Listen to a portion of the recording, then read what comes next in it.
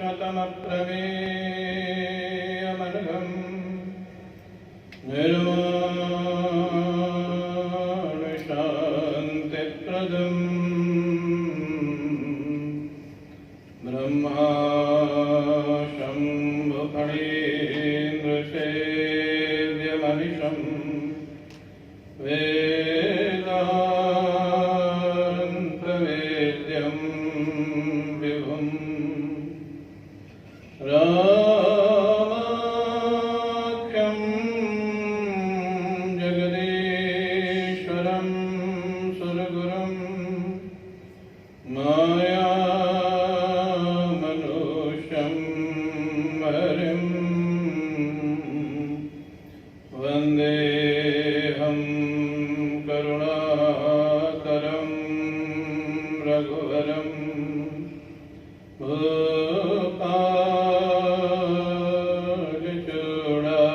भूपालचूडामणिं वरापिरं नटवरवपुः कर्णयो कर्णिकारम् बिभ्रतवासः कनककपिशं वैजयन्तीं च मालां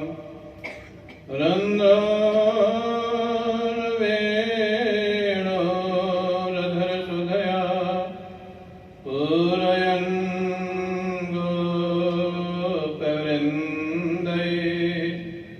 वृन्दारण्यं स्वपदरमणं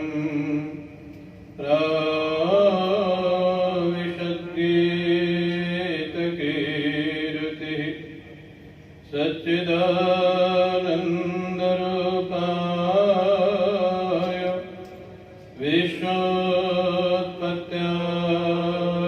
विश्वोत्पत्त्यादिहेतवे तापत्रयविनाशाय श्रीकृष्णाय वयं नुमः। यं प्रव्रजन्तमनुपेतमपेतकृत्यं द्वैपायनो विरहकातरया जुहाव पुत्रेति तन्मयतया करवोऽभिनेदु तं सर्वभूतहृदयं मुनिमानतोऽस्मि।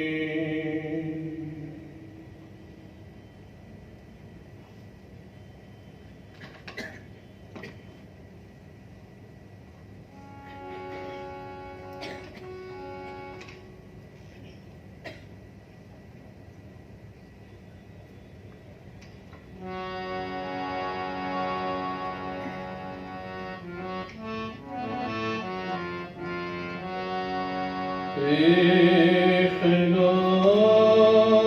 Govinda Govinda Gopala Krishna Govinda Govinda Gopala Krishna Govinda Govinda Gopala Krishna Govinda Govinda Gopala Krishna Govinda Govinda Gopala Krishna Govinda Govinda Gopala Krishna Govinda Govinda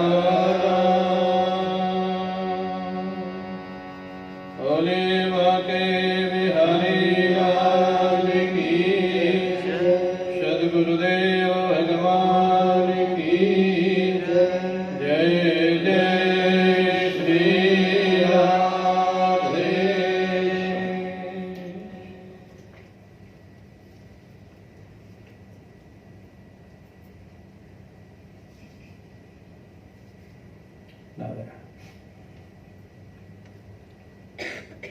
परम पूज्य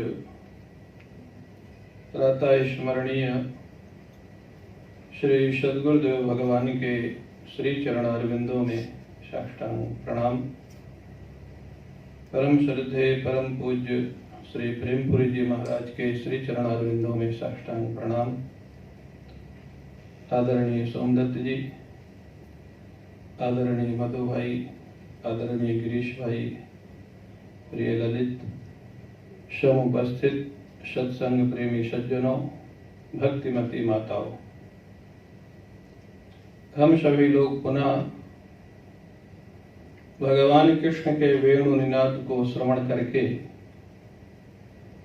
गोपियों के हृदय में जो भाव प्रकट होते हैं और भाव के साथ साथ वो दिव्य नेत्रों से, दिव्य दृष्टि से भगवान वृंदावन में क्या क्या कर रहे हैं वो देख रहे हैं।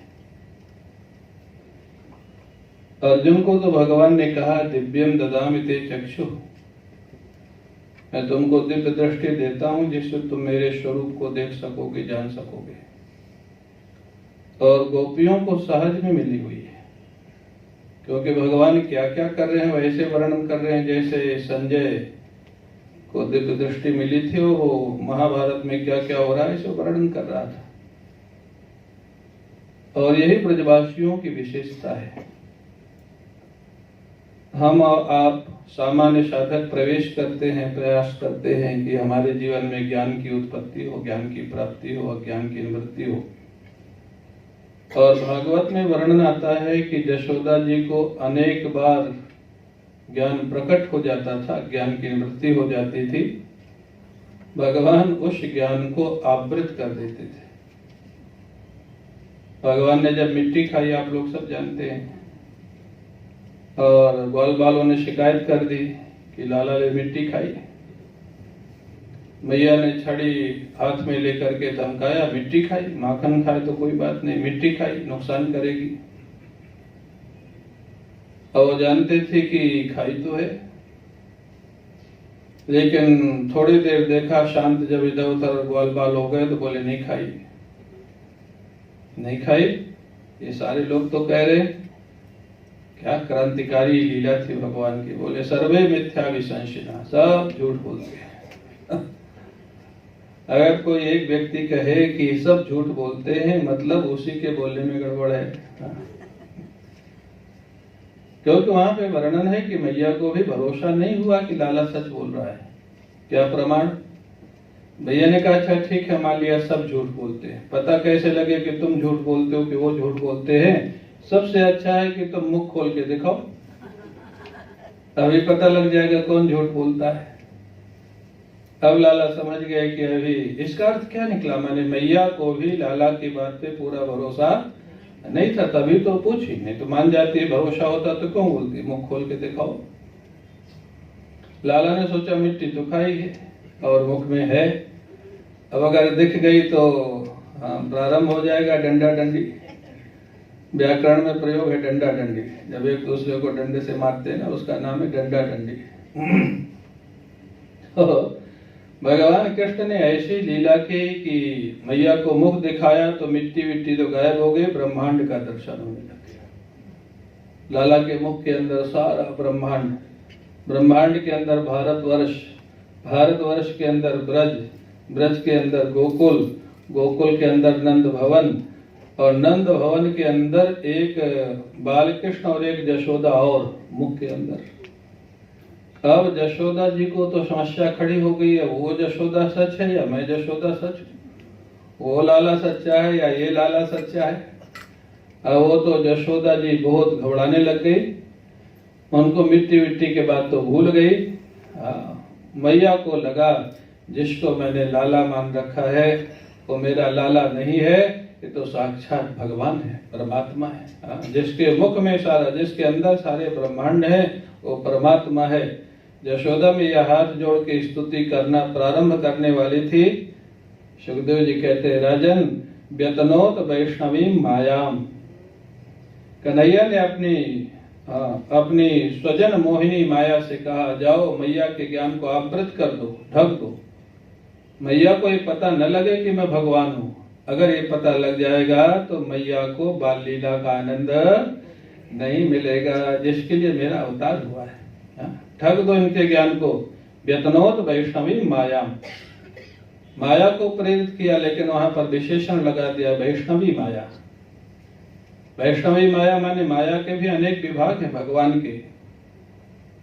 विमुख जन मोहिनी माया, स्वजन मोहिनी माया और स्वमोहिनी माया। विमुख जन मोहिनी माया होती है जो दुष्टों को मोहित करती है। रावण है, कंस है, जरासंध है, दुर्योधन है। दुर्योधन भी तो भगवान को देख के मोहित ही हो जाता था ना, कहाँ भगवान मानता था। स्वजन मोहिनी माया है जो यशोदा मैया को, नंद बाबा को, ग्वाल बालों को, इनको पहचानने नहीं देती है कि ये भगवान है। ये स्वजन मोहिनी माया है। और स्वमोहिनी माया क्या है? जिससे भगवान स्वयं मोहित हो जाते हैं, वो है राधे राधे वो राधा रानी किशोरी जी।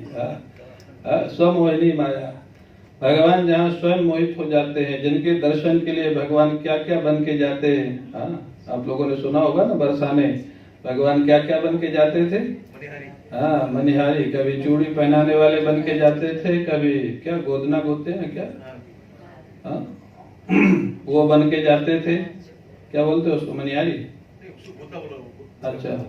और कभी फल बेचने वाले बन के जाते थे, घूंघट डाल के महाराज। किसके ठाकुर? आपके ठाकुर। हमारे राम जी ऐसा कभी नहीं करते थे। तो ये स्वमोहिनी माया। किशोरी जी के लिए वो कुछ भी करते थे, किशोरी जी से मिलने के लिए, उनको देखने के लिए। ये स्वमोहिनी माया है। तो अभिप्राय मैं कह रहा था कि बड़े बड़े महापुरुषों को दिव्य दृष्टि प्राप्त करने के लिए साधना करनी पड़ती है। यशोदा मैया को दिव्य दृष्टि स्वाभाविक प्राप्त हो जाती थी तो भगवान ढक देते थे। यहाँ गोपियों को दिव्य दृष्टि जो संजय को देनी पड़ी, अर्जुन को देनी पड़ी, वो दिव्य दृष्टि गोपियों को स्वतः प्राप्त है। और गोपियां घर में बैठे बैठे देख रही हैं कि भगवान कृष्ण जमुना किनारे क्या क्या कर रहे हैं, उसका वर्णन करती। अगले श्लोक में वर्णन करती हैं गोपियां, धन्याश्म मूढ़ मतयोपि हरिण्ययेताः या नंद नंदन मुपात विचित्र वेशम आकर्ण वेणुरणितम स कृष्ण साराः पूजाम ददुर विरचिताम प्रणयावलोकैः। धन्यास्म मूढ़ मतया हरिण्ययेताः, ये हरिणी धन्य है, गोपियां कहती है। हरिणी, हरिणी का अर्थ आप जानते ही हैं, हरिणी जो होती है। लेकिन महाराज जी हरिणी का एक अर्थ और कहते हैं, हरिम नयती हरिणी, जो भगवान कृष्ण की तरफ ले जाए उसका नाम हरिणी। महाराष्ट्र में भी गोपियां जब भगवान को खोज रही थी तो एक हरिणी के पीछे ही तो खोजते खोजते गई। हरिम नयति, हरिम प्रति नयति इति हरिणी, जो हरि के प्रति ले जाए, हरि से मिला दे, उसका नाम हरिणी। कोई भी हो, भक्त हो, महात्मा हो। गोपियां कहती हैं कि ये हरिणी कितनी धन्य है। क्यों धन्य है? बोले इनमें बुद्धि तो नहीं है, मूढ़ मतया। अब पशु में क्या बुद्धि होगी, लेकिन ये अपने पतियों के साथ सह कृष्ण सारा, जो कृष्ण सार मृग है, अपने पतियों के साथ खड़े होकर के भगवान कृष्ण का दर्शन कर रही है। ऐसे मूढ़मती हरिणियों से विद्वान लोग भी कहीं कम है। बड़े बड़े विद्वान जिनको भगवान से प्रेम नहीं है, वो हरिणी से, हरिणी ज्यादा धन्य है कि विद्वान ज्यादा धन्य है भाई।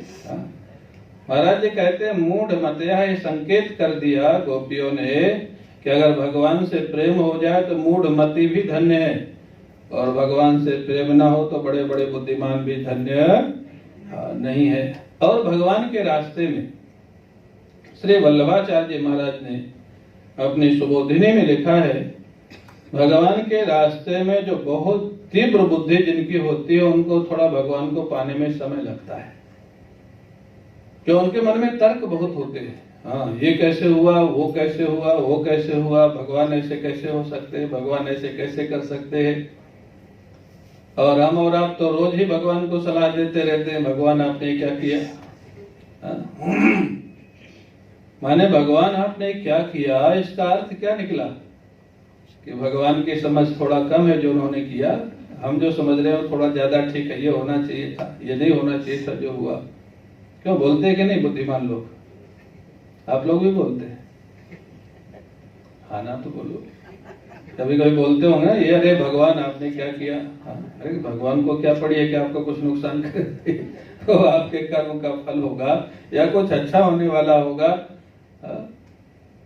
तो जो बड़े बड़े तर्कवादी लोग होते हैं, इनको भगवान की प्राप्ति में बहुत समय लगता है, क्योंकि उनकी बुद्धि उसमें बाधा बनती है। उनका अगर बुद्धि ठीक रास्ते पे चले तब तो ठीक है।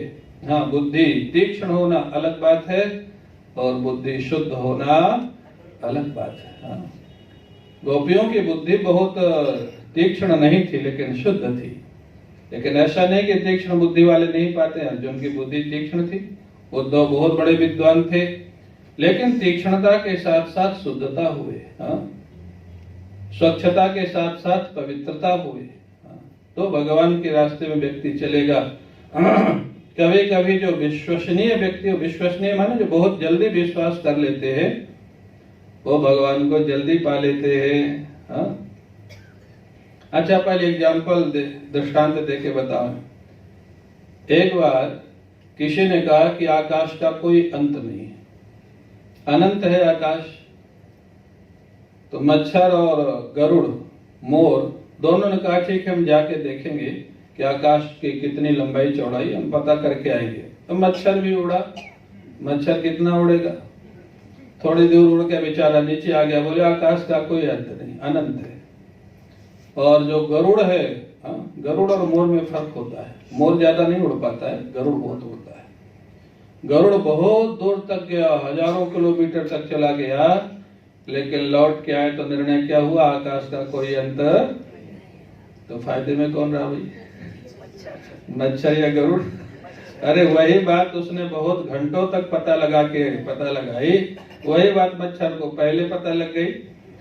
तो कभी कभी भगवान के रास्ते में जो कम बुद्धि वाला है वो जल्दी भगवान को पा लेता अगर बुद्धि शुद्ध है। ब्रज के भक्त एक पुस्तक है, उसमें एक भक्त का वर्णन है। उसका नाम तो नंद किशोर दास था। और ब्रज के भक्त जो पुस्तक है ना, बहुत अच्छी पुस्तक है, वृंदावन में मिलती है, आप लोग कभी जाएं तो उसको ले। उसमें खासियत क्या है कि इधर 50 से 200 वर्ष के भीतर जो भक्त हुए ब्रज में, माने सतयुग त्रेता द्वापर के भक्तों की कथा नहीं है उसमें। अभी जो 50 वर्ष से 200 वर्ष के भीतर के भक्त ब्रज में हुए हैं, भगवान कृष्ण का दर्शन जिनको हुआ है, उनकी सबकी जीवनी है। एक रिटायर IAS ऑफिसर ने उसको लिखा है संकलन करके, इस्कॉन से छपी है, मिलती सब जगह है वृंदावन में। ब्रज के भक्त यहाँ भी मिल सकती है, अब यहाँ मालूम नहीं, हो सकता मिल सकती है। तो उसमें नंद किशोर दास एक भक्त का वर्णन है जो ब्रज में हुए हैं। वो इतने जल्दी विश्वास कर लेते थे, कभी किसी के बात पे उनको संदेह ही नहीं होता था, बहुत सीधे साधे। तो गुरु परिवार ने जो आश्रम में रहते थे उनका नाम भोंदू भगत रख दिया था। भोंदू आप जानते हैं ना समझ, भोंदू भगत ना समझ। अब जब वो आए तो पढ़ाई लिखाई तो उनसे होती नहीं थी, बहुत सीधे साधे थे, भजन करते थे, सेवा करते थे। गुरुजी ने कहा भाई इनका भी तो कल्याण होना है, जीवन अच्छा है, पवित्र जीवन है। गुरुजी ने कहा तुम नंद किशोर दास गोचारण किया करो, गाय की सेवा करो। गुरुजी से पूछ लिया, गुरुजी क्या गाय चराने से भगवान मिलेंगे? भगवान के लिए प्रेम था उनका। गुरुजी ने भी कह दिया हाँ मिलेंगे। बोले कैसे मिलेंगे? बोले क्योंकि तुम्हारे ठाकुर भी गाय चराते हैं और तुम भी गाय चराओगे, तो दोनों कभी न कभी मिलना हो ही जाएगा जंगल में। अब इतना भाव उसको आया, रोज भोजन बना के ले जाता और वहां पर महाराज रोज प्रतीक्षा करता, हमारे गोपाल कब आएंगे गाय लेकर के, गोपाल कब आएंगे, गोपाल कब आएंगे। अब महाराज एकादशी का दिन हुआ, भूख खूब लगती थी। निश्चिंत व्यक्ति होता है ना, उसको भूख अच्छी लगती है, नींद अच्छी आती है, भूख अच्छी लगती है। जिनको चिंता रहती है ना, तनाव रहता है, उनको ना भूख लगती है ना नींद आती है।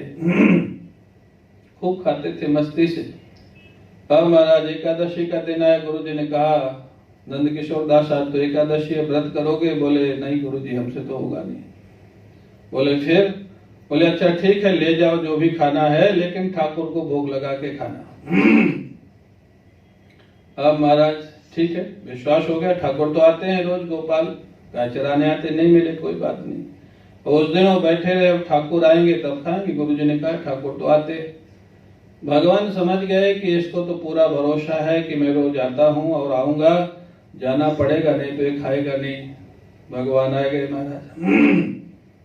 भगवान कृष्ण गाय चराते हुए दिखाई दिए, इतना प्रसन्न, उनको लगा शायद यही है गोपाल भैया। बोले आप? बोले मेरा नाम गोपाल। बोले आप ही गोपाल भैया हैं? गुरुजी बताते थे। बोले हाँ मैं हूँ। बोले चलो दोनों गाय चराते, आज से मित्रता हो गई, दोनों साथ में खाते, आप खाओ हम भी खाएंगे। बड़े प्रसन्न, अब तो वो बड़ा प्रसन्न हुआ, रोज गोपाल भैया के साथ मिलना हुए। अब महाराज भोजन कम पड़ने लग गया। भगवान तो लीलाधारी, नटखट, आधे से ज्यादा उसका खा जाए और वो भूखा रह जाए। अगले दिन गुरुजी से कहा कि वो तो गोपाल भैया आए थे, वो ज्यादा खा गए, हमको भोजन थोड़ा और दो। गुरुजी को अभी भरोसा नहीं हुआ कि वास्तव में गोपाल भैया आए होंगे। वो सोचे इसको भूख ज्यादा लगी होगी, ले जाओ दो और ले जाओ। अगले दिन गोपाल भैया बलराम जी को लेके आ गए। और फिर उसको कम पड़ गया। गुरुजी से कहा और कम पड़ गया, हमको और दो ज्यादा। भगवान तो बड़े नटखट है भगवान कृष्ण। तीसरे दिन और ज्यादा के लेके गए तो मधुमंगल को लेके आ गए। चौथे दिन श्री दामा को लेके आ गए। और रोज भोजन बढ़ता जाए और रोज ग्वाल बाल बढ़ते जाए। और जो बाकी गुरु भाई थे उन्होंने कहा कि ये करता क्या है इतना भोजन, जरा पता तो लगाइए। और गुरु जी जानते थे कि है तो बड़ा सच्चा, सीधा साधा पवित्र जीवन है, लेकिन इतने जल्दी भगवान आते होंगे रोज भोजन करने, ये गुरु जी को भी विश्वास नहीं हुआ।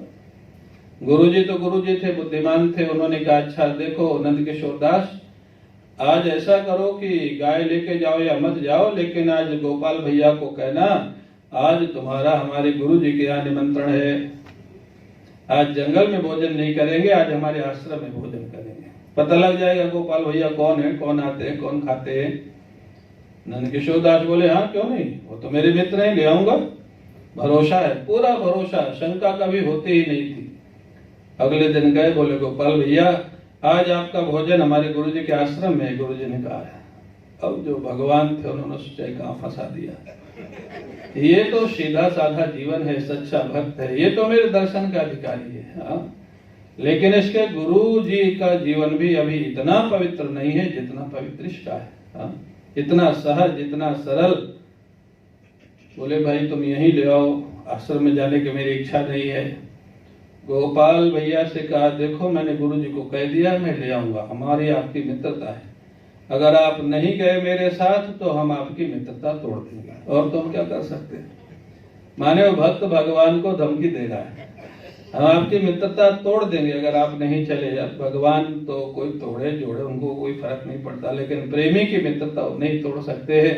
भगवान ने कहा अच्छा ठीक है चलो। श्री कृष्ण बलराम मधुमंगल श्री दामा अनेक ग्वाल बालों के साथ, गायों के साथ ठाकुर जी चले नंद किशोर दास के साथ उसके गुरु आश्रम में। अब गुरु जी प्रतीक्षा कर रहे थे, आज पता लग जाएगा कौन वास्तव में गोपाल भैया, कौन इनका भोजन करता है। भगवान ने को आते हुए जब गुरुदेव ने देखा तो समझ गए वास्तव में सच्चा प्रेमी है, भक्त है। जा करके महाराज भगवान के चरणों में साष्टांग लेट जाते हैं। अश्रुपात होने लग जाता है, क्योंकि विलक्षण घटना थी। सामान्य रूप से गुरु की कृपा से शिष्य को भगवान का दर्शन होता है, आज शिष्य के प्रेम से गुरु को भगवान का दर्शन हुआ, इसलिए गुरु जी बड़े प्रसन्न थे। तो अभिप्राय वो एक ऐसी घटना, और ये सत्य घटनाएं, ये कोई ऐसी नहीं कि कथा है, दृष्टांत है, ब्रज के भक्त में कथा है। तो उसका अभिप्राय क्या है कि कभी कभी जो व्यक्ति सीधा साधा सच्चा होता है, पवित्र जीवन होता है, उसको भगवान की प्राप्ति जल्दी होती है। बहुत ज्यादा जहाँ तर्क बुद्धि होती है वहां थोड़ा विलंब हो जाता है। वही यहाँ पर गोपियां कहती हैं, धन्याश्मूढ़ मतयोपि हरिण्य एताः या नंद नंदन मुपात विचित्र वेशम आकर्ण वेणुरणितम सह कृष्ण साराः पूजाम दधुर विरजिताम प्रणयावलोकैः। अरे हरिणिया धन्य है। हाँ, गोपियां सबकी धन्यता का वर्णन करती है। ये हरिणिया धन्य है। क्यों? ये कितने देर से भगवान कृष्ण का दर्शन कर रही। भगवान कृष्ण जो विचित्र वेश बनाए हुए हैं, विचित्र माने कल बताया था ना, कुछ हरा है, कुछ नीला है, कुछ पीला है, जहाँ कोई मैचिंग ही नहीं, ऐसा विचित्र वेश भगवान बनाए हुए हैं। तो बोले महाराज इतना प्रेम है हरिणियों का, तो कुछ जिससे प्रेम होता है उसकी कुछ सेवा की जाती है, पूजा पाठ किया जाता है। बोले हरिणियों ने भगवान कृष्ण की कोई पूजा किया क्या, स्तुति किया क्या? बोले वो तो हरिणी है तो स्तुति तो आती नहीं है, बोले भी कैसे। लेकिन पूजा तो कर रही है। पूजा कैसे कर रही है? न उनके पास सामग्री है, न स्तुति आती है। इतना सुंदर भाव गोपियों ने व्यक्त किया। पूजाम दधुर विरचिताम प्रणयावलोकैः, प्रणयावलोकैः पूजाम दधु।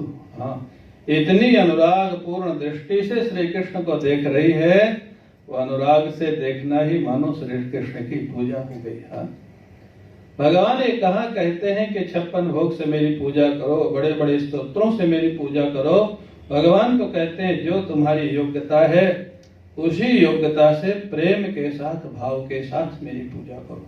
हाँ, प्रणयावलोकैः, जहाँ प्रेम होता है वहां दृष्टि अलग ढंग की होती है, जहाँ नफरत होती है वहां दृष्टि अलग ढंग की होती है, जहाँ उदासीनता होती है दृष्टि अलग ढंग की होती है। अनुराग पूर्ण दृष्टि से गोपियां निर्निमेष नेत्रों से श्री कृष्ण को देख रही है हरिणिया, और उनके नेत्रों से भी प्रेम के आंसू बह रहे हैं, रोमांचित हो रही है। ये भी एक पूजा है। पूजा में विधि प्रधान नहीं होता, हमेशा ध्यान रखना। भक्ति की जो पूजा है, कर्मकांड की पूजा में विधि प्रधान है और भक्ति की पूजा में भाव प्रधान है। गोपियों ने जो कात्यायनी पूजा किया उसमें कोई विधि थी क्या भाई? अगर आप विचार करें, न तो उनको मंत्र आता था, न उनके पास कोई सामग्री थी, न उनके साथ कोई पंडित था पूजा कराने वाला, और न प्राण प्रतिष्ठित कोई विग्रह था। कात्यायनी मैया कौन बनाता था भाई? कोई जयपुर का कोई कारीगर नहीं बनाया। कात्यायनी मैया गोपियां रोज स्वयं बनाती थी जमुना जी की बालू से, और उन्हीं की पूजा करती थी। और वो अनुष्ठान सफल हुआ कि असफल हुआ? इतना सफल हुआ कि हमारे महाराज जी विनोद में कहते थे अनुष्ठान बहुत सफल था। महीने का जो अंतिम दिन था उस दिन भगवती कात्यायनी आने ही वाली थी, लेकिन देवी के आने के पहले देवा ही आ गई। तो बोले देवी सोची मेरे को जो वरदान देना था वो तो स्वयं ही पहुंच गया, तो मेरी जाने की जरूरत है। अगर कात्यायनी मैया आती तो गोपियां उनसे क्या मांगती भाई? किस लिए आराधना कर रही थी? नंद गोप सुतम देवी पतिम में कुरु ते नमः। हे कात्यायनी मैया, भगवान नंद का जो छोरा है हमको पति के रूप में प्राप्त हो जाए, तो यही वरदान मांगती। और कात्यायनी मैया कहती कि आपको ये वरदान मैं देती हूँ, लेकिन जब वो स्वयं ही आ गए तो कात्यायनी मैया की फिर आने की आवश्यकता है कि नहीं? बताओ, नहीं है ना? आप लोग बोलते बहुत धीरे धीरे हो, बहुत ध्यानस्थ रहते हैं। कल शाम को तो बड़े प्रेम से बोल रहे थे। वो माहौल ठीक है, वो अलग था, भजन का माहौल था। इस समय सात्विक वातावरण होता है, घर से आए हैं और शांत मुद्रा में, ध्यान मुद्रा में रहते हैं, फिर भी बोलना चाहिए। जब हम पूछे ना तो कात्यायनी मैया ने जो वरदान दे दिया वही भगवान कृष्ण की प्राप्ति कर दे दिया। भगवान कृष्ण स्वयं आ गए और उन्होंने स्वयं फिर वरदान दिया। महिमान सतत छपाहा, अरे गोपियों, मैंने तुम्हारे संकल्पो विदितः साध्व्या, अरे सती साध्वी गोपियों, मैंने तुम्हारे संकल्प को समझ लिया है और इस संकल्प की पूर्ति आगे आने वाली रात्रियों में करूंगा। महाराज के माध्यम से संकल्प वरदान दे दिया। तो विधि तो नहीं थी, मंत्र भी नहीं थे, मूर्ति भी नहीं थी और भक्तों को पूजा की जानकारी भी नहीं थी, लेकिन प्रेम था, हृदय का भाव था, उद्देश्य था। वो जो प्रेम होता है, हमारे पूज्य महाराज जी, पूज्य राम किंकर जी महाराज ने सुनाया। पूज्य राम किंकर जी महाराज बचपन में जबलपुर में गए, उज्जैनी मंदिर है, वहां रहते थे, और पूज्य गुरुदेव का जाना होता था जबलपुर सेठ गोविंद दास जी के यहाँ। तो बोले, पूज्य राम किंकर जी महाराज सुनाते थे कि मैंने महाराज जी का निमंत्रण किया भोजन के लिए घर में, और उस समय बोले मैंने स्वयं अपने हाथ से भोजन बनाया, पूज्य राम किंकर जी महाराज जी। और पूज्य राम किंकर जी महाराज को ध्यान नहीं रहा कि आज एकादशी है, और उन्होंने दाल चावल सब्जी रोटी और खीर वगैरह खूब आनंद से बनाया। महाराज जी जब आए तो महाराज जी एकादशी के व्रत करते थे, लेकिन जब पता लगा यहाँ तो अन्नाहार बना और चावल भी बना है। कई लोग अगर अन्नाहार भी करते हैं तो चावल नहीं खाते कम से कम एकादशी को। जानते हो महाराज जी ने क्या किया? जब उनको पता लगा तो बड़ा संकोच हुआ कि ये तो फलाहार बनाना चाहिए था। महाराज जी ने कहा, पंडित जी जो बना है अब हम भी वही खाएंगे। खाया। ये क्या है? प्रेम। जहाँ प्रेम होता है वहां विधि प्रधान नहीं होती है। हाँ, जहाँ प्रेम होता है, भाव होता है। हम कितने सारी घटनाएं हैं जो भगवान कृष्ण में जो लक्षण दिखते हैं, कथाओं में मिलते हैं, हमारे गुरुदेव में सारे लक्षण दिखाई देते हैं, जो भगवान कृष्ण के जीवन के लक्षण है। और इसलिए हम लोगों को बड़ा सरलता होती है, जो देवर्षि नारद ने कहा है, तस्मिस् सज्जने भेदा आवाद। भक्त में और भगवान के जीवन में अभेद होता है, उनके स्वभाव में, उनके जीवन में, उनके आचरण में। तो कहते हैं गोपियां, अरे देखो तो सही, ये जो हरिणियां हैं ये भी धन्य है। क्यों? ये भी पूजा कर रही है। हाँ, वो ऐसा एक एक व्यक्ति वस्तु का वर्णन क्यों कर रही है? वो ये दिखाना चाहते हैं कि ब्रज में खाली हम ही बचे हैं जो भगवान कृष्ण के पास इस समय नहीं है, बाकी तो सब है। हाँ, पशु हैं, पक्षी हैं, ऋषि मुनि हैं। अब महाराज कहते हैं और क्या हुआ? बोले कोई देवता लोग भी हैं। बोले हाँ, देवता लोग भी। कृष्णम निरीक्ष वनितोत्सव रूपशीलम श्रुत्वा च तत्पुण्य वेणु विचित्र गीतम।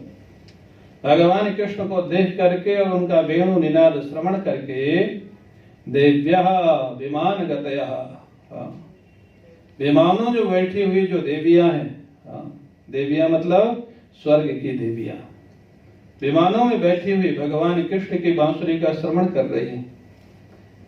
अब ये गोपियों को कैसे पता लग रहा है? उनको दिखाई दे रहा है ना। हरिणियां देख रही हैं, देवियां देख रही हैं, पशु पक्षी देख रहे हैं। ये ऐसा वर्णन कर रही हैं जैसे देख के वर्णन कर रही हूँ। ये उनकी सिद्धि है, चमत्कार। ये उनको भी मालूम नहीं था कि उनके जीवन में ये है। देव्यः विमान गतयः स्मरनुन्न सारा भ्रश्यत् प्रशोन कबराः मुमुहुर विनिव्यः। विमान में बैठे बैठे जो स्वर्ग की देवियां हैं, भगवान कृष्ण को देख करके उनके बालों में लगे हुए जो पुष्प हैं वो गिरने लग जाते हैं, और उनके मन में भी आकांक्षा होती है कि हम भी अगर ब्रज की गोपी होती तो ज्यादा अच्छा होता। हाँ, हम देवियां हैं, हमारा प्रवेश नहीं है वहां, प्रवेश तो ब्रजवासियों का है, ग्वाल बालों का है। वहां पर ब्रज की गोपियों का प्रवेश है। ये है गोपियों की महिमा। हाँ, जो लोग गोपियों को नहीं जानते हैं वो लोग कटाक्ष करते हैं, कुछ भी बोलते हैं। गोपियों की महिमा आप देखें। जिन गोपियों के विषय में सुखदेव जी ने कहा, वंदे नंद ब्रजस्त्रीणाम पाद रेणुमभीक्षणशः। सुखदेव जी कहते हैं, ब्रज के गोपियों के चरणों की धूलि की मैं बार बार वंदना करता हूँ, चरणों की धूलि की वंदना करता हूँ। बोले जिनके प्रेम के कारण दुनिया को कृष्ण प्रेम का पता लगा। कृष्ण प्रेम क्या होता है यह गोपियों से सीखना चाहिए। भगवान कृष्ण के सुख में सुखी रहना, यही उनके जीवन का सूत्र था। बहुत लोग कहते हैं महाराज हमारा उनसे बहुत प्रेम है, बहुत प्रेम है। महाराज जी तो कभी कभी बड़े विनोद में मुस्कुराते हुए कहते थे, तुम्हारा जिससे जितना प्रेम हो कर लेना, तुमसे कोई बहुत प्रेम करता है इस धोखे में ज्यादा नहीं रहना। बोले कैसे पता लगे? बोले अगर वास्तव में तुमसे प्रेम करता है तो तुम्हारे लिए तुमसे प्रेम करता होगा, यही उसकी पहचान है। वो अपने लिए तुमसे प्रेम करता है कि तुम्हारे लिए कैसे पता लगे? उसके मन के खिलाफ दो चार काम करके देखो। जो नहीं पसंद करता है, जो नहीं चाहता है, उसके खिलाफ दो चार काम करके देखो। उसके बाद भी उसका आपके प्रति यदि प्रेम बना हुआ है तो सच्चा प्रेमी है। और अगर झगड़ जाता है, नाराज हो जाता है, मेरे को बड़ा आश्चर्य होता है। मैंने एक जगह देखा, दो बच्चों में बहुत प्रेम था, झगड़ा हो गया, बोलता आई हेट यू। तुम जिसको प्रेम करते हो तो उसे नफरत कैसे कर सकते हो? वो प्रेम नहीं था, वो तो स्वार्थ था, स्वार्थ। जब तक काम बना तब तक प्रेम का दिखावा। आप लोग बड़े गंभीर दिख रहे हैं, इसमें कुछ गड़बड़ ये जो दुनिया का प्रेम है ऐसा ही है। महाराज जी कहते थे जितना करना है कर लो। दुनिया में तुमसे कोई बहुत प्रेम करता है, इस भ्रांति में मत रहना। सच्चा प्रेम या तो भगवान कर सकते हैं या भगवान का अनुभव किए हुए महापुरुष कर सकते हैं। बाकी कोई दूसरा सच्चा प्रेम नहीं कर सकता है। क्यों? क्या करे? उसकी समस्या है। तो जो रोटरीराम बाबा इन्हीं दूसरे शब्दों में कहते थे, बोले जो स्वयं भिखारी है वो दूसरे को क्या देगा? जो स्वयं पूर्ण है वही दूसरे को देगा ना। हमारे महाराज जी सबसे प्रेम करते थे, सहज प्रेम। महाराज जी को जो महाराज विरोध करे उससे भी प्रेम करते थे। इसका नाम प्रेम। शायद यही बंबई की घटना है ना, महाराज जी सुनाते जब साधु समाज के अध्यक्ष थे, किसी महात्मा का नाम लेना भूल गए और वो महात्मा ने, सब लोगों ने सुना होगा वो घटना, हम लोगों तो महाराज जी से ही सुना है। और महात्मा ने कहा तुमने जानबूझ के मेरा नाम छोड़ा। मैं जानता था कि मैं ब्रज का हूं और तुम मेरे से चिढ़ते हो, जानबूझ के मेरा नाम छोड़ा है। महाराज जी ने कहा इतने संत थे, गलती से छोड़ गया? नहीं नहीं नहीं, जानबूझ के छोड़ा है। महाराज जी ने सभा के भी अध्यक्ष थे, साधु समाज के भी अध्यक्ष थे, और बड़ी भारी सभा, बहुत साधु महात्मा भक्त लोग। महाराज ने कहा अच्छा ठीक है, तो आप कैसे मानेंगे? आप कुछ दंड बताओ, इसका प्रायश्चित बताओ। बोले इसी सभा में कान पकड़ के उठक बैठक लगाओ इस गलती के लिए। महाराज जी ने कान पकड़ के उठक बैठक लगाया। महाराज जी जानते थे अब इसके बाद क्या होगा। जैसे सभा पूरी हुई, जो भक्त लोग थे वो पहचान लिए ये बाबा जी है जो महाराज जी को उठक बैठक लगवाया। जैसे सभा पूरी हुई लोगों ने पकड़ लिया बाबा जी को। महाराज जी जानते थे कि बस अगला कार्यक्रम अगला प्रोग्राम अब शुरू होने वाला है। महाराज जी देखो ये है प्रेम। महाराज जी ने वहीं से कहा अरे भाई उनको छोड़ दो, वो भी ब्रज में रहते हैं, हम भी ब्रज में रहते हैं, हम दोनों आपस में मजाक करते रहते हैं। मजाक की भाषा थी, ना उनका कोई हमसे द्वेष है ना हमारा कोई, इसका नाम प्रेम है। जो अपमान किया मंच में सबके सामने भरी सभा में, उसको भी बचाया तो महाराज जी ने बचाया, नहीं तो उसकी पिटाई हो जाती है। अभिप्राय तो वास्तव में प्रेम कौन कर सकता है? यह तो पूर्ण महापुरुष और यह तो परमात्मा। बाकी लोग प्रेम करते हैं लेकिन थोड़ा थोड़ा, किसी का स्वार्थ ज्यादा रहता है, किसी का कम रहता है, स्वार्थ तो रहता है, बुरा मत मानिएगा। तो अभिप्राय कहते हैं वो जो देवियां हैं, स्वर्ग की देवियां, वो भी कहती हैं कि अगर हम गोपियां होती तो ज्यादा अच्छा होता। आज हम खाली दर्शन कर सकती हैं, भगवान की लीला में शामिल नहीं हो सकती। उनके बालों में लगे हुए पुष्प नीचे गिर रहे हैं, मानो भगवान के ऊपर पुष्पों की वर्षा कर रही है। बड़े प्रेम पूर्ण दृष्टि से वो भी भगवान को देख रही है, ये गोपियां कहती। और क्या हो रहा है? गावश्च कृष्ण मुख निर्गत वेणुगीत पीयूष मुत्तभित कर्ण पुटै पिबन्त्यः शावास सुनतस्तनपया कवलास्मतस्तु गोविंदमात्मनिदशा सुकलः स्पृशन्तः। गाय और बछड़ों का भी वर्णन करती है गोपियां। गैया क्या कर रही है? पहले गैया क्या कर रही है? कृष्ण मुख निर्गत वेणुगीत पीयूष, भगवान कृष्ण की वाणी से निकला हुआ जो वेणु का निनादामृत है, वेणु रव जो है, जो अमृत के जैसे प्रतीत हो रहा है। आप कल्पना करें आज भी अगर कोई अच्छा बांसुरी वादक बांसुरी बजाता है तो कितनी तन्मयता होती है जब भगवान कृष्ण बांसुरी बजाते होंगे। भगवान कृष्ण अगर बांसुरी बजाते होंगे तो क्या नहीं होता होगा। ये सही लिखा है, गोपियों का जो अनुभव है बोले गाय जो है घास खाना छोड़ करके अपने दोनों कानों को ऐसे करके, वो चित्र शायद आपने कभी देखा हो, कहीं कहीं लगा रहता है कृष्ण भक्तों के घरों में। भगवान कृष्ण बांसुरी बजा रहे हैं और सारी गैया उनकी तरफ प्रेम पूर्ण दृष्टि से देख रही हैं और कानों को ऐसे किए हुए, ऐसे। अभिप्राय क्या है? कर्ण पुटई ही, कर्ण पुटई ही माने जो वेणु से अमृत निकल रहा है उसको पीने के लिए गायों के पास हाथ तो है नहीं, मानो अपने कानों को ही दोना बना लिया है और दोने के माध्यम से वो वेणु का अमृत अपने अंदर ले जा रही। कर्ण पुटई, जो अमृत है उसको पान कर रही है, घास खाना बंद कर दिया है। और बोले केवल गायों ने, बोले केवल गायों ने नहीं, बछड़ों ने भी, उनके बच्चे जो छोटे छोटे बच्चे जो गैया का दूध पीते हैं उन्होंने भी गैया का दूध पीना बंद कर दिया है। ये प्रभाव बांसुरी का, ये भगवान की बांसुरी का प्रभाव। कहते हैं उन्होंने दूध पीना बंद करके दृशाश्रु कलाश प्रसन्नतः गोविंदम आत्मनि, वो बछड़े तो इतने तन्मय हो गए हैं कि भगवान कृष्ण को लगता है कि अपने अंदर अनुभव करने लग गए। बछड़े माने और छोटे छोटे, उनका जीवन और भी सीधा साधा है, बच्चे हैं।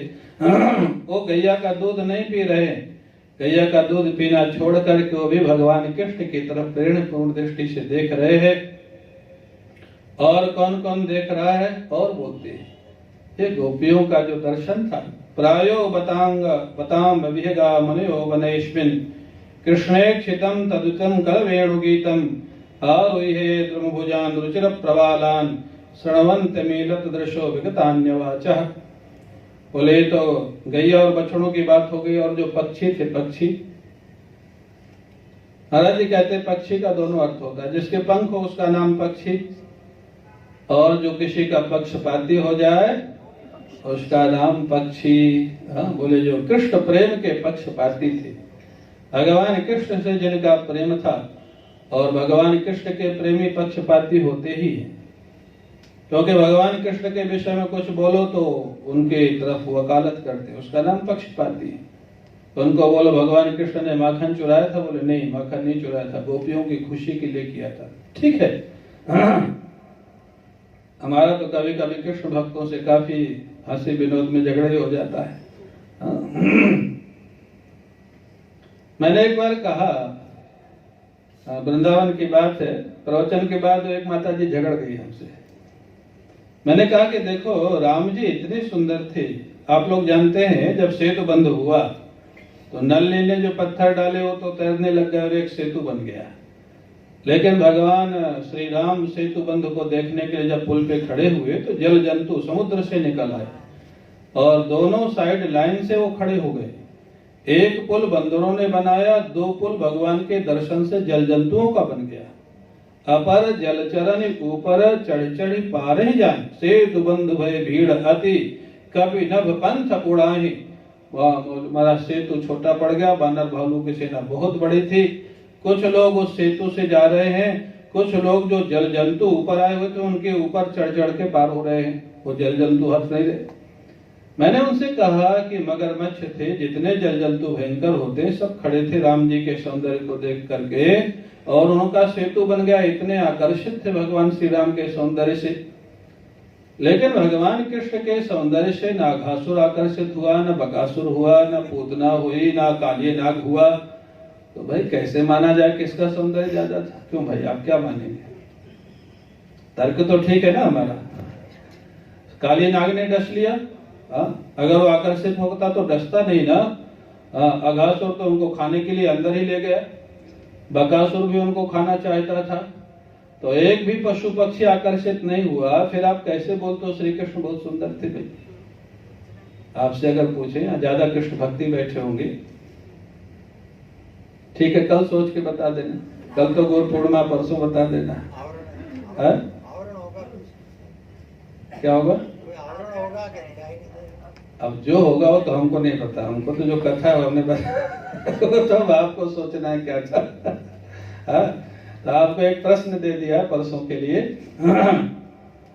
सौंदर्य का अगर वर्णन करे भगवान श्री राम का जो सौंदर्य था, जहाँ शूर्पणखा मोहित हो गई। अरे शूर्पणखा के तो छोड़ो, उनके भाई लोग मोहित हो गए, राक्षस। जब खरदूषण ने राम जी को देखा, मारने के लिए गए थे, लेकिन खरदूषण ने राम जी को देखा तो संदेशा भेजा, हम भर जन्म सुनो सब भाई, देखी नहीं अति सुंदरता।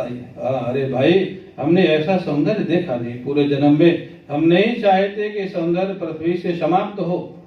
संदेश भेजा राम जी के पास, हम नहीं चाहते कि हम तुमको मारें। यद्यपि भगनी कीन कुरूपा, बध लायक नहीं पुरुष अनुपा। खरदूषण कहते, यद्यपि हमारी बहन के तुम्हारे नाक कान तुमने समाप्त कर दिए हैं, लेकिन फिर भी तुम बध के लायक नहीं हो, मृत्यु दंड देने लायक नहीं हो, इतने सुंदर हो। तो अगर तुम अपनी पत्नी हमारे पास दे दो, हमारे हवाले कर दो, तो हम तुमको छोड़ देंगे। माने खरदूषण आकर्षित हुए कि नहीं हुए? हाँ ना, तो बोलिए, बोले आप कृष्ण भक्त हैं, हुए ना? खरदूषण आकर्षित हो गए, शूर्पणखा आकर्षित हो गई, जल जंतु आकर्षित हो गए। भगवान ने फिर ललकारा कि हम यहाँ लड़ने आए हैं, तुमको अगर डर लगता है तो भाग जाओ तुम लोग, मैं मारूंगा नहीं तुमको।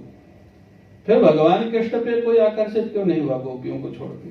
गोपियां तो भक्त है, बाल बाल भक्त हैं, लेकिन दुष्ट तो कोई नहीं आकर्षित हुआ, न जरासंध हुआ, न कंस हुआ, न दंतवक्त्र हुआ, न शिशुपाल हुआ, न दुर्योधन हुआ। एक भी दुष्ट बता दो जो आकर्षित हुआ हो। आप सोचेंगे आप तो कृष्ण जी के पीछे लग गए। तो ये मेरे को याद आ गया, वृंदावन में मैं था तो एक बार एक दिन प्रसंग में ऐसे बोल दिया। वहां एक मिथिलेश बहन रहती थी आश्रम में। प्रवचन के बाद जो झगड़ा किया मेरे से, मैंने कहा भाई झगड़ा मत करो, मैंने तो प्रश्न खड़ा किया, आप उसका जवाब दो ना। मैंने जो शास्त्र में लिखा है वही बोला, भागवत में लिखा है वही बोला, रामायण में लिखा है वही बोला, और ये प्रश्न आपके सामने। यहाँ तो इसलिए दोबारा बोल दिया कि यहाँ मेरे से इतना कोई झगड़ेगा नहीं। भगवान कृष्ण और भगवान राम, बहुत बड़ा फर्क है। भगवान श्री राम का जो सौंदर्य है, भगवान कृष्ण उसको बराबरी नहीं कर सकते। ठीक है, चलो आगे बढ़ते। तो प्रायो बतांग विहगा मुनयो वनेश्विन, कहते इस जंगल में जो बड़े बड़े जो पक्षी हैं, पक्षी वृंदावन में गोपियां कहती है ये बड़े बड़े महात्मा हैं। जो वृंदावन में पक्षी बनकर के घूम रहे हैं, बड़े बड़े महात्मा थे, पिछले जन्म में साधना करके वृंदावन में पक्षी बनने का वरदान मांगा। क्यों मांगा? बोले भगवान कृष्ण का दर्शन करेंगे। तो आप लोग वर्णन में सुनते होंगे कि वृंदावन में जो वृक्ष हैं वो भी बड़े बड़े महात्मा हैं, जो लताएं हैं वो भी महात्मा हैं, जो पक्षी हैं वो भी महात्मा हैं। तो भाई कुछ वृक्ष बन गए, कुछ लता बन गए, कुछ पक्षी बन गए। हमारे गुरु जी कहते हैं कि तीनों का उद्देश्य बहुत अच्छा है। कुछ जो पक्षी बने, उन्होंने जो कुछ वृक्ष बन गए, वो वृक्ष क्यों बन गए ब्रज में? भाई ब्रज में जहाँ भगवान कृष्ण बारंबार आते हैं, लीला करते हैं, यहाँ अपनी जड़ जमा लो। जड़, वृक्ष बनना माने जड़ जमा लो, जिससे हम लोग हमेशा यहीं रहें और श्री कृष्ण के दर्शन का लाभ लेते रहें। वो लोग वृक्ष और लता बन गए।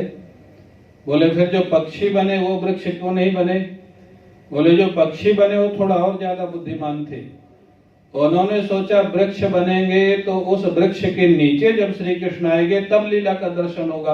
वृक्ष तो कोई चल के कहीं जाएगा नहीं, लेकिन अगर हम पक्षी बन जाएंगे तो जहां जहां श्री कृष्ण जाएंगे वहां वहां उड़ के हम भी चले जाएंगे और भगवान कृष्ण की सारी लीलाओं का दर्शन करेंगे। इसलिए बड़े बड़े महात्मा ब्रज के वृक्ष बन गए और बड़े बड़े महात्मा ब्रज के पक्षी बन गए। इसलिए पुराने समय के जो वृक्ष और जो पुराने महात्मा होते थे वो कहते थे ब्रज के वृक्ष को कभी मत काटो। पता नहीं कौन महात्मा किस रूप में यहाँ विराजमान है। हमारे आश्रम में एक कदम्ब का पेड़ अभी भी है, शायद आप लोगों का ध्यान गया कि नहीं गया। उस वृक्ष कदम्ब के पेड़ में बने बनाए दोना 4-5 हर साल निकलते हैं। माने वो पत्ता दोने के रूप में ही निकलता है, उसको कुछ बनाना नहीं पड़ता है। हम लोगों को देखा साल में 2-4 तो निकलते ही। महाराज जी कहते थे कि भगवान कृष्ण यहाँ माखन खाते थे ना, तो ये वृक्ष भी उनकी सेवा करते थे। आपको पात्र की जरूरत नहीं, पात्र हम बना बनाए आपको दे देते। जो प्राचीन वृक्ष हैं, बड़े बड़े जो वृक्ष हैं, बड़े बड़े महात्मा है, इसलिए पुराने समय में कोई भी वृक्षों को नहीं काटता था। बोले प्रायो बताम वेगा मनयो वनेश्मिन, बड़े बड़े जो महाराज पक्षी हैं, बड़े बड़े महात्मा हैं। कृष्णेक्षितम तदितम कल वेणुगीतम, भगवान कृष्ण के कृपा पूर्ण दृष्टि को देख करके अपने को तन्मय हो जाते हैं और उनके वेणु गीत को सुनकर के ध्यानस्थ हो जाते हैं। इस प्रकार गोपियां वेणु गीत के माध्यम से सारे ब्रज के कृष्ण प्रेम का वर्णन कर रही है। क्या गैया, क्या बछड़े, क्या पक्षी, क्या महाराज हरणी, सारे लोग कृष्ण प्रेम में उनके वेणु को सुनकर के तन्मय है। कल्पना कर रहे हम भी ऐसे होते तो कितना अच्छा होता।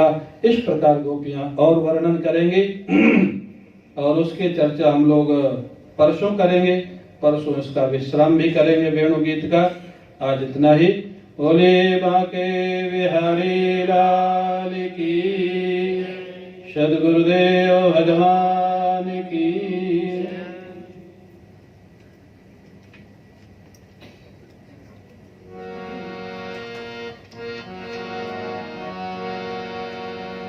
गोविंद बोलो हरि गोपाल बोलो, गोविंद बोलो हरि गोपाल बोलो, राधा रमण हरि गोविंद बोलो, राधा रमण हरि गोविंद बोलो, गोविंद बोलो हरि गोपाल बोलो, गोविंद बोलो हरि गोपाल बोलो, राधा रमण हरि गोविंद बोलो, राधा रमण हरि गोविंद बोलो, गोविंद बोलो हरि गोपाल बोलो, गोविंद बोलो हरि गोपाल बोलो, गोविंद बोलो हरि गोपाल बोलो,